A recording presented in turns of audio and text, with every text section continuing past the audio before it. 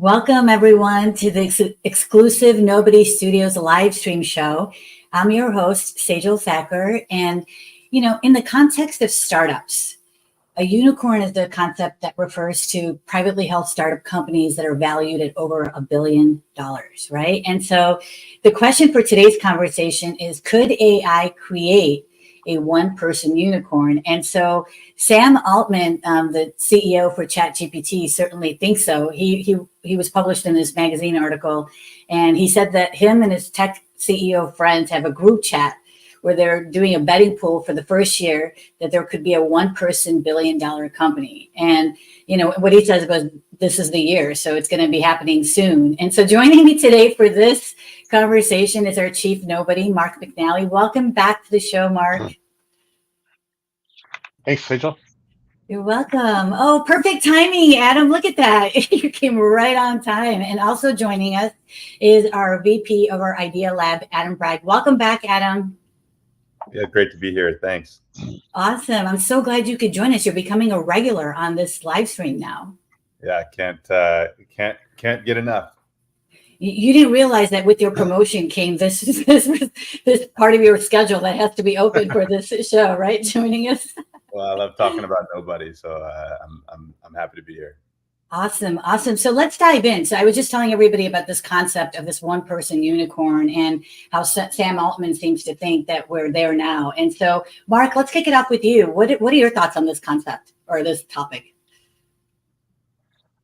Yeah, look, I'm fascinated with the concept, and that's why I wanted to have this be a topic today, right? I think thinking through what it means, like what would it require? What are some of the innovations? What are some of the breakthroughs? How do you need to think about building companies? Most people know who've watched this Nobody Studio kind of journey. Like, we're trying to do things bigger, faster, better. We got a big goal to do 100 companies in 5 years. So something like a one-person unicorn just fits in with that. 100 companies in 5 years is a BHAG. It's a big, hairy, audacious goal. Its job is to stretch your thinking. And when you say a one-person unicorn, it's exactly the same thing. It's forcing you to stretch your thinking. Okay, and we got some really interesting responses when we announced this topic. A lot of people were really passionate, and I loved it. But get past that. Your job is to stretch your thinking and say, well, what would it look like? Not because a one-person unicorn is the goal. Anybody who's followed us or has been an investor knows our thesis. We actually don't believe unicorns is the goal anyway, right? We think that's a dying breed. But the amount of efficiency, the speed, the automation, the tool sets you can tap into now with a click of a button, or some SaaS tool set someone spun up that solved a problem that you used to have to hire 2 or 3 or 4 people to do, you can now do with a small monthly subscription. That's the point, right? And the point is, what are those tool sets, and what are the emerging tool sets that don't exist yet to get there? And to me, that's a really fascinating thing. For at least our goal and our vision as a studio is to think through, what are these emerging tool sets and which ones need to be created, and how do we rethink company creation so that we can get to the velocity we care about? Yeah, no, thank you. And next week, for next Friday's show, we are going to be talking about this concept of, unicorns, and are they dying? And really, we'll dive into. And I'm curious to know, so what are your thoughts on this concept of this rise of this one-person unicorn? And obviously, it's going to take certain characteristics, like certain traits, to be successful, whether you're one person or not, right? If that's your goal. So what are some of those key attributes in your opinion? Yeah, I think it's a search for value and search for creation of value. How quickly can you create value at scale? And like Mark was talking about, there's going to be a ton of tools that allow people to get there faster and with more scale, with fewer people. And I think you're already seeing a ton of that being employed at the studio. But ultimately, we're trying to solve problems for people, for as many people as we can. And we use the kind of AI tools that Mark was talking about, Sam Altman was talking about, to get us there faster. Yeah, this definitely got some comments when I posted about it previously. And this is getting all of our attention, right? Innovators and investors alike. We're having lots of conversations with people right now because of where we are with the studio. And they're looking at, what are we doing to support the founders within the studio, And so I want to give a shout out, to somebody that just joined our studio, Jeremy Barr, who came on as a founder mentor. One of the things that I think distinguishes Nobody Studios from other global venture studios who are, trying to do something similar is that we provide a lot of mentorship to our founders. That's one of the things that's going to help support them as they become successful, right? So, Mark, we've talked about the progressive model before, but this idea of one person unicorn really aligns well with our progressive model. So can you, just for people that may not have seen the prior episodes, elaborate on our progressive model and how this aligns with the one person unicorn concept? Yeah, I mean, that's a 2-hour conversation to really talk about it. But I'll just tell you in a summary, progressive is meant to figure out how you build companies, stage appropriate. How do you create the right goals at each stage? How do you set the right kind of laundry list of each stage to make sure you accomplish the things you wanted to? But more importantly, we've been using the terminology internally is like, how are we building more and more conviction along the way? Meaning we're more confident this is the right business and we're on the right track. And we know the messaging, the pricing model, the go to market. Those are things that you can then pour more capital into, right? And so that's regressive at its like super high level summary. Um, I think what's really interesting, my philosophy about this one person unicorn and really the derivative of that is which is all these automations and AI tools and stuff, is that it kind of coincides with AI overall. AI will tell you, most people who know AI have been studying for a while will tell you the struggle for AI will always be to create something original. But it's fantastic at automating things we know. And it's OpenAI is almost a little like a hat trick. It's a little magic trick. It's a way to like show that I kind of create something, but it's actually only pulling from what I know.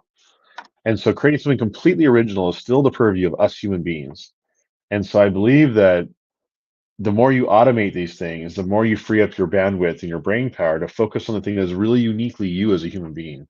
And so that's what excites me is us leaning into the thing that makes us super unique and not doing menial tasks. And we've seen this since the Industrial Revolution, 100 years ago. But even in the startup revolution, I've seen some people react really uh, aggressively towards this concept. They're like, "Well, you're taking out the team, and the team is everything," and concepts like that. I'm like, I don't know. When I took my company public when I was, 1999, I was 25 years old. I had a 40-person team running my database server farm that was on raised floors, had Halon, fire extinguishers, and I spent $8 million building that thing. I would spend $1,000 right now on AWS and probably do it with somebody half time. So we've been on this track for 25 years. Like we are always going to be innovating inefficiencies. We are always going to figure out how to automate the things that don't add value from us as human beings. And honestly, automation, we are inefficient at as human beings. Like doing the same thing again and again. It died in 1910 when we started building Model Ts. Like that's not our human nature. Like our human nature is to be passionate. Our human nature is to be creative. Our human nature is to communicate and see the things that AI will never see, or at least not for a while. And so I just see this, all of this is a trajectory towards us actually getting to bigger and brighter kind of innovations. And so that's what excites me. Yeah. How about you, Adam? What's exciting to you as far as, and again, I love how we're talking about this so openly at the studio, right? Just this past week, we had a meeting where we encouraged everyone to start looking at things that can be automated and how can we move quicker, right? And so having that sort of mindset as we're building out the strategy. So talk to us a little bit about the Idea Lab and how you're making some changes there in light of, and we talked about this when you were here last time too, but maybe more related to this topic. Yeah, definitely. So kind of like what Mark said, automation and the things that we're doing in the Idea Lab, like trying to get to conviction faster, trying to evaluate markets faster, trying to iterate faster. These things all open up more bandwidth for you to creatively sit with the problem. And it allows you to not think so much or spend so much time, going through those sort of menial tasks that Mark was talking about, and allows you to really sit in the creative act of startups. And that's what really excites me, is that we can spend more time. The more we automate things, we're already seeing the faster that things go, the more we can slow down the creative elements of the beginning stages of startup. Yep. Absolutely. I love that. And what you're saying is resonating too here. I'll just put up Matthew Davidson. Thank you again, Matthew, for joining us. He said, I feel like this is attainable because 1/2 or 3/4 of a founder's life is learning how to play the game of creating a company. But if you have a group that not only knows the rule, but also knows how to play it well, now you've freed up 75% of the founder's time, mental space, and career to focus on creating. Yeah, Mark, do you want to add anything to that comment? Yeah, no, Matthew, love it. Big fan of Matthew. I know he's a fan of us, but I just love the way he engages and the way he thinks of things. Yeah, I think that going back to like what is, a lot of people talk about the fear of AI is taking over everything, and I'm like, I kind of chuckle because like more money and more jobs are going into creating AI than we're ever going to lose. But it's actually a good thing. It's like we're evolutionary. Like we are now moving into the spot that we should be, right? And so there's things that we can do as humans that we all, I mean, my personal belief is we all need to get better trusting our guts, our intuitions, like, our own energetic, path. And so those are things AI is going to struggle to do for a long, long time. Like AI having a gut or intuition in a split second of talking to somebody or hearing an idea, man, I'm not sure that's happening in my lifetime. Like that's what we don't have to worry about that. So that's actually where we need to be spending our time. So that means I don't have to spend 80 hours trying to crank through an idea and understanding the market opportunity and competitors and what the other feature sets they have and how that compares to things I might want to create. That's work I want to spend 95% of my time on in previous part of my career. And now I get to spend most of my time in looking at all those things compared side by side and saying, okay, cool. What's the real opportunity? Or maybe I'm seeing the 10 companies that are going out to market in that space. What do I think they're missing? Or what do I think would I do differently? And then you get to do cross like context connection, which AI is going to be really structural at. I'm able to say, you know what? I saw this once in this company I did in, travel, but I'm talking about a company in health and wellness. Like I'm able to connect the dots that don't make sense to a computer. Will never make sense to AI, at least for a long, long time. But I can do that because I'm a human being. So I would just encourage people to like get rid of the like doom and gloom, scenarios, and just realize it's freeing up capacity to do the thing you care about the most. I was talking to an investor yesterday that's an investor in the studio, and he's an insurance agent. And he's like, yeah, we're all freaking out about AI. Like it's going to take over our jobs. What happens when you can get a better quote, a faster quote, a better answer? You don't need the agent.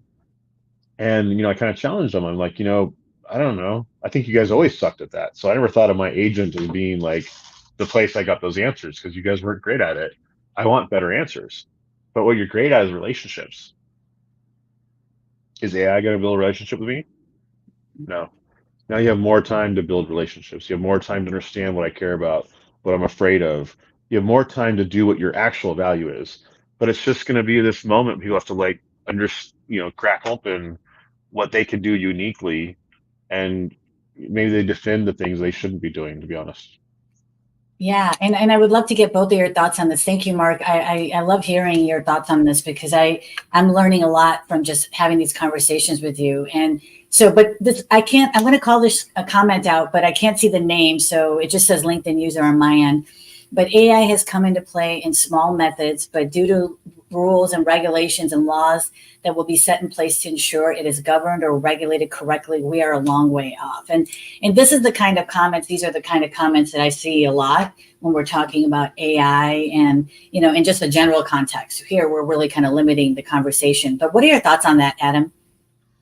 Yeah, I mean, I think that a lot of those thoughts are and comments are pretty focused on sort of the edge, the boundaries, the bounds of AI, and specifically about sort of the development of AGI, artificial general intelligence. But just to go back to what Matthew was saying, like what we're talking about here in that one person unicorn is that it's sort of offloading all of the non-creative tasks, and that's not necessarily needed. AGI is not necessarily needed for those those kinds of things. And really, we're uniquely placed, like the venture studio model, because we're already thinking about how to offload those sort of menial tasks for founders. And so, not only are we thinking about how to do that for people who come in and build with us in the studio through our own mechanisms and resources, but we're now setting our sights towards how do we do that as a studio even more efficiently. So it's a cool thing to be in the venture studio space right now, because we're not only thinking about how to do that generally for founders, but we're really focused at nobody thinking about how to optimize our internal processes with AI to be able to do that more efficiently. Mark, I don't know if you had anything more to say about that. Yeah, I mean, I agree with everything you said. The comment, originally I would probably challenge a little bit. I don't think this is a genie you put back in the bottle.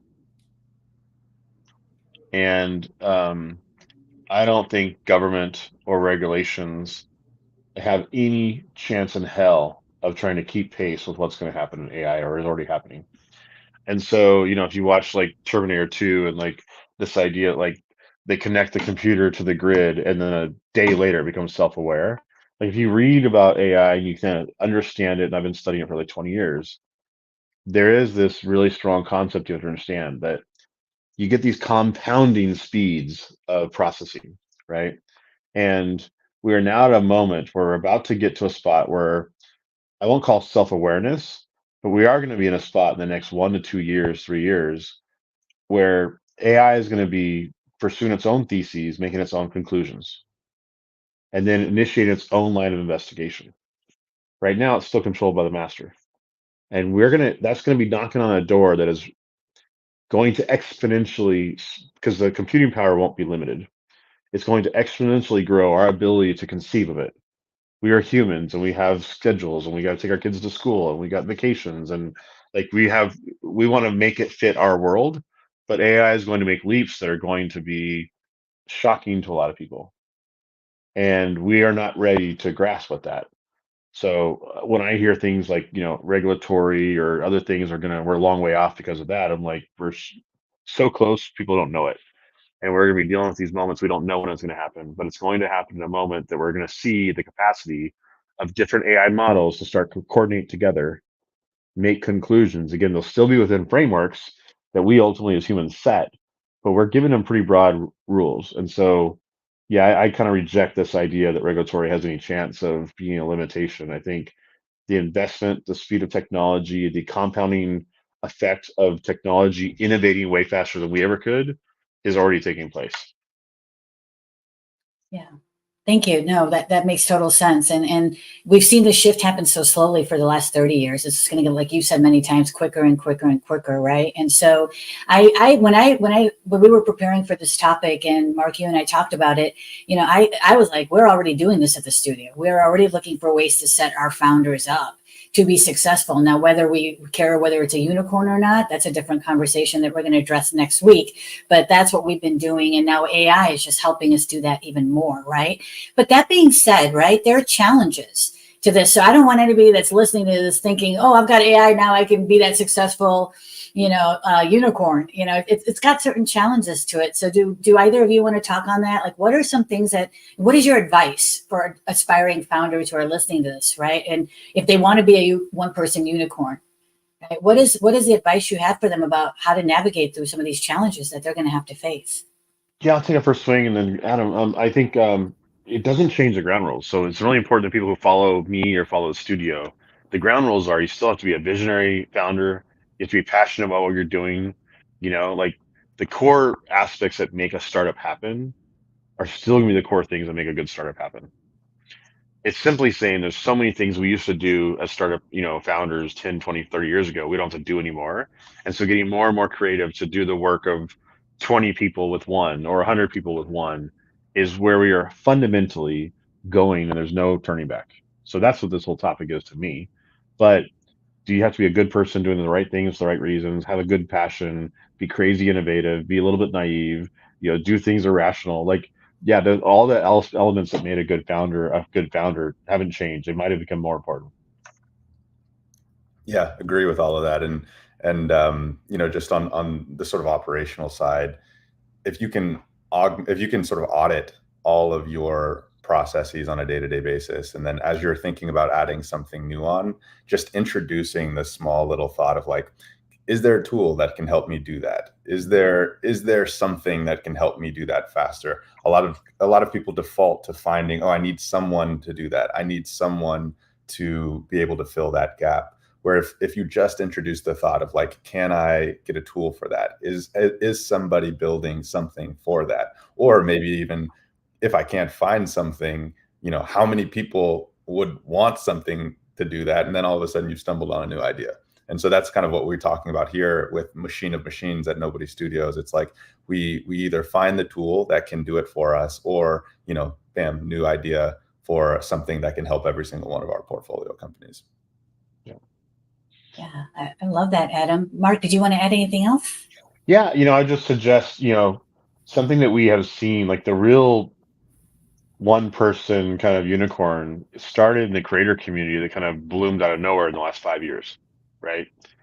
Creators don't think I'm going to raise a bunch of money with my idea and go build a team. Creators think it's all about me and me being scrappy and using a whole bunch of tool sets and social and everything I can to bring my thing to life. And you've got creators making $10 million a year or more, right? So I do think creators have started this, and it's kind of a new breed of founder.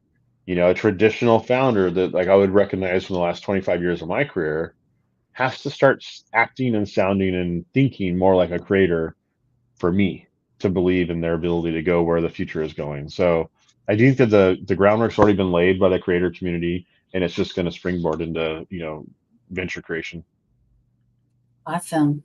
Yeah, and I just, my advice would be just to build that supportive network. I think, again, I keep going back to this, but at the studio, it's one thing when you're operating by yourself, but we provide that opportunity for founders, to have mentors, to have advisors. We have one-on-one mentorship sessions, workshops, advisory support. And I mean, I've never seen this anywhere where you've got such access to founders, to the leadership team in the way that you do at the studio, which are like, really successful, experienced entrepreneurs and industry leaders who have navigated these types of challenges, right? And so build that network for yourself and then surround yourself with people who believe in your vision, right? And that can help you navigate these challenges that both Mark and Adam have talked about here today. So any last words before we sign out on this session from either one of you?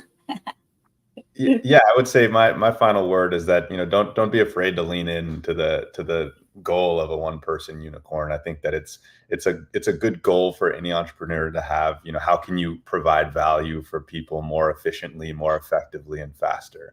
I think if you can start with that goal in mind, the rest will fall into place. Hopefully the things you create so much more value for the world that, it's more jobs for everybody else, and more value for everybody involved. It's sort of growing the entire pie, a positive sum game when you create value in the world.